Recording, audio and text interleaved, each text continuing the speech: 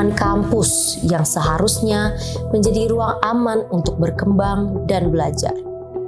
Namun, kekerasan seksual masih kerap terjadi, meski banyak yang tak pernah tersingkap di permukaan. Banyak korban memilih diam, takut akan stigma dan tekanan sosial. Sebagian lainnya tidak percaya bahwa sistem di kampus mampu melindungi mereka. Lalu, jika di tempat yang seharusnya aman saja, korban masih tak berani bersuara. Seaman apa sebenarnya dunia akademik kita dari tindak kekerasan seksual?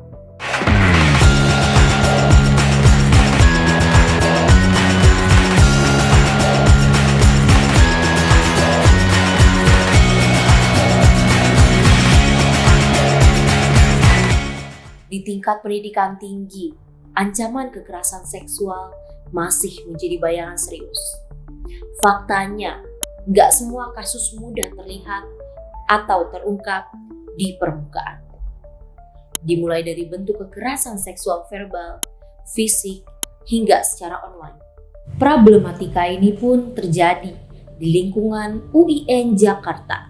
Berdasarkan tinjauan Pusat Studi Gender dan Anak alias PSGA, kurang lebih dari 10 kekerasan seksual pernah terjadi di ranah kampus. Kasus kekerasan yang terjadi juga bervariasi, tidak hanya terjadi antar mahasiswa, tapi juga melibatkan dosen kepada mahasiswa, mahasiswa antar fakultas, bahkan dari mahasiswa kepada dosen.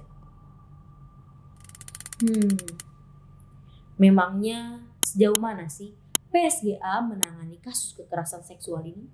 Secara intensif kami melakukan lewat PBAK di fakultas-fakultas, kemudian lewat pelepasan KKN, ya pelepasan KKN yang akan terjun ke masyarakat.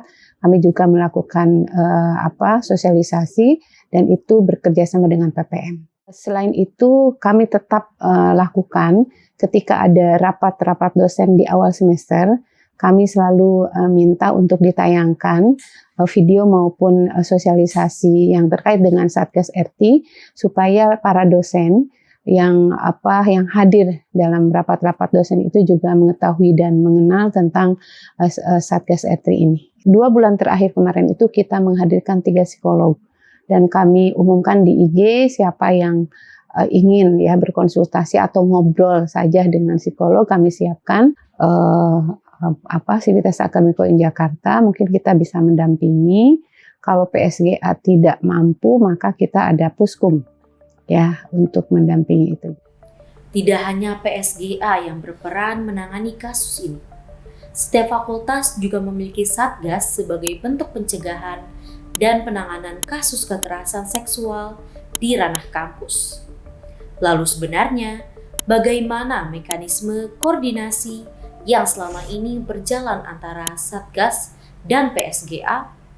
Pelaporan bisa tadi melalui offline, bisa melalui kalau mahasiswa ya bisa melalui dosen, penasehat akademiknya ya, pembimbingnya, atau kemudian yang lainnya yang ada di fakultasnya. Lalu kemudian kalau dia online, dia bisa melalui hotline. Ada WA, mengisi form. Nah, itu begitu masuk ke kita, nanti kita akan melihat dan kita akan melibatkan Satgas R3 di fakultas yang bersangkutan. Dan kita kemudian akan berkoordinasi dengan pimpinan dari fakultas yang bersangkutan. Di situ akan dilalui prosesnya semua. Sampai akhirnya akan ada asesmen akhir yang kita rekomendasikan sehingga akan muncul keputusan akhir bagaimana untuk misalnya pelaku gitu ya. Dan bagaimana kemudian tindak lanjutnya kalau PSG kemudian memperhatikan korbannya gitu. Salah satunya tindak lanjutnya dengan adanya layanan psikologis. Karena kalau untuk masalah pelaku bukan ranah kita gitu ya, bukan ranahnya PSGA untuk memberikan hukuman lah ibaratnya punishment. Kalau kita melihat regulasi yang diterbitkan oleh UIN Jakarta, semua langkah penanganan berdasarkan aturan resmi universitas, yaitu dari Surat Keputusan SK Rektor nomor 1549 tahun 2023 hingga Pedoman Pencegahan dan Penanganan Kekerasan Seksual yang disusun bersama tim Satgas. Lalu, apakah tersebut masih berlaku sampai saat ini? Sementara ini masih yang diterbitkan di SK 2023 ya. Mungkin tidak ada aturan secara khusus kalau SK Satgas misalnya itu harus diperbarui setiap berapa tahun sekali. Karena kami merasa ini juga masih sangat mumpuni ya untuk dilanjutkan. Kami belum melakukan revisi. Kampus sebagai ruang pendidikan yang aman tentunya diharapkan bisa menjadi tempat mahasiswa belajar tanpa rasa takut. Tapi nyatanya, rasa aman itu masih sering dipertanyakan. Apakah kampus sudah menjadi lingkungan akademik yang melindungi mahasiswa sepenuhnya dari kekerasan seksual?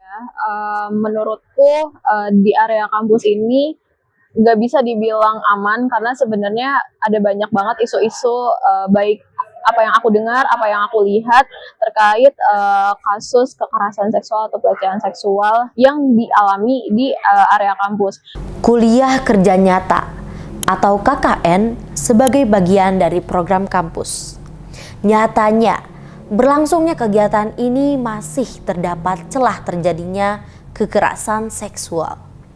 Lalu, bagaimana sebenarnya sanksi yang seharusnya diberikan PSGA kepada pelaku kekerasan di lingkungan kampus? Perlu kita sampaikan kepada semuanya Sivitas Akademika UIN Jakarta bahwa PSGA bukan yang memberi sanksi.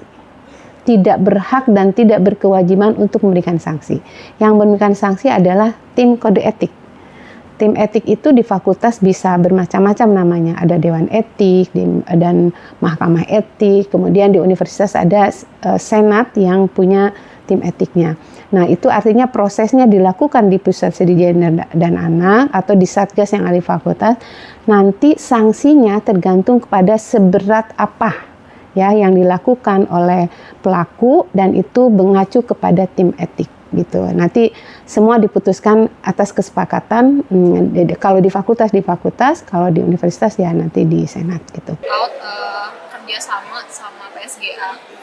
Nah, otomatis kita harus mencari tahu dong kayak data-data dari PSGA itu gimana dan lain sebagainya. Tapi ternyata ketika pelaksanaan pun yang aku lihat dan rekan-rekanku mungkin lihat ternyata even proker-prokernya PSG menurutku masih belum ada yang mengarahnya tuh ke hal-hal yang berbau urgensi. Jadi memang jujur PSG ini arahnya kemana aku nggak tahu. Kasarnya nggak jelas gitu ya arahnya kemana. Kampus yang seharusnya menjadi ruang aman justru berbicara lain. Fenomena kekerasan seksual masih kerap terjadi. Menurut DNK People, kenapa ya kekerasan seksual di lingkungan kampus masih terjadi? Padahal berbagai regulasi dan satgas telah dibentuk. Lalu, kapan ya kampus benar-benar bisa jadi ruang aman tanpa takut mengalami kekerasan seksual?